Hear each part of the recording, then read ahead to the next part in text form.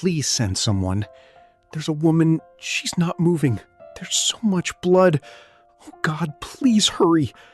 I think she's dead. I think he finally did it. October 14th, 2018. Springfield, Missouri. Neighbors heard screaming. They heard crashing. They heard a woman begging. And then they heard nothing. When police arrived, they found a young woman dead. Her boyfriend was standing over her body. He was holding a knife. He was covered in blood. He looked at the officers and said, "I told you this would happen. I told everyone." No one listened. This case is not a mystery. The mystery is why no one stopped him sooner. This shouldn't have happened. But it did. Melissa Carter was 29 years old. She was a veterinary technician. She loved animals more than people. Melissa was the kindest person I've ever known.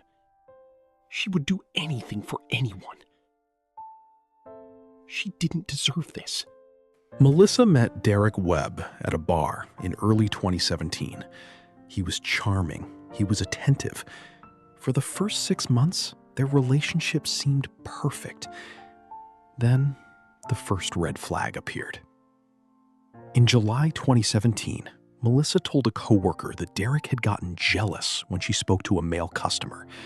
He had yelled at her. He had thrown a glass against the wall. The coworker urged her to leave him. Melissa said he apologized. He said he would never do it again. Over the next 14 months, Melissa called the police 3 times. First call, August 2017. Derek pushed her. She had a bruise. Officers arrived. Derek was gone. Melissa did not want to press charges. They filed a report and left. Second call, November 2017.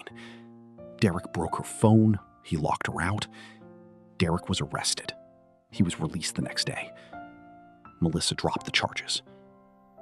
Third call, February 2018. Derek choked her. She couldn't breathe. Officers arrived. Derek was gone again. Melissa had bruises around her neck, but she refused to testify. She said she was scared. "We can't force a victim to press charges." She said she didn't want to. Our hands were tied. In March 2018, Melissa finally agreed to file a restraining order. A judge granted a temporary protective order. Derek was ordered to surrender his firearms. He did not. The court issued a warrant for his arrest. The warrant was never served. We issued the warrant. It was up to law enforcement to serve it. I don't control the police department. Detective Sarah Miller was assigned to track Derek down. She had 12 years of experience. She knew Derek was dangerous. I looked for him, but I had other cases. I told myself I would find him eventually. Eventually never came. Between March and October 2018, Derek contacted Melissa 47 times. She reported every violation. Each report was logged. Nothing was done. The system was failing Melissa, and everyone knew it. On October 14th, 2018, Derek Webb broke into Melissa's apartment. He kicked the door open. Neighbors heard screaming. They heard Melissa begging for her life.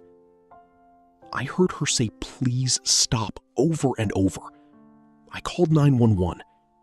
It took them 8 minutes. She was dead before they arrived.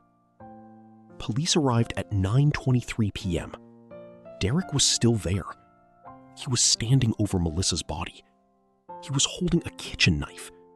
He was covered in blood. He said, "I told you this would happen." No one listened. Melissa Carter was 29 years old. She was dead. Derek Webb was arrested. He pleaded guilty. He was sentenced to life in prison without parole. But the question remains, could this have been prevented? I could have found him. I should have found him. If I had served that warrant, Melissa might still be alive. An internal investigation revealed that the warrant had been sitting in a file for 7 months. No one had served it. No one had prioritized it. The system failed Melissa, and no one was held accountable. This shouldn't have happened, but it did. Melissa Carter called police 3 times. She filed a restraining order. She reported 47 violations. The system had every warning, and the system failed her. I told the police. I told the courts. I begged them to help her. They said their hands were tied. But whose hands tied them? Someone should be held accountable. This shouldn't have happened, but it did. And it keeps happening. Every day. To women everywhere. If you or someone you know is in an abusive relationship, help is available. The number is on your screen. Don't wait. Don't assume someone else will help. The system might fail you, but you don't have to. I'm your host. Thank you for watching. And remember, this shouldn't have happened, but it did. And we have to ask ourselves, what are we going to do to make sure it never happens again?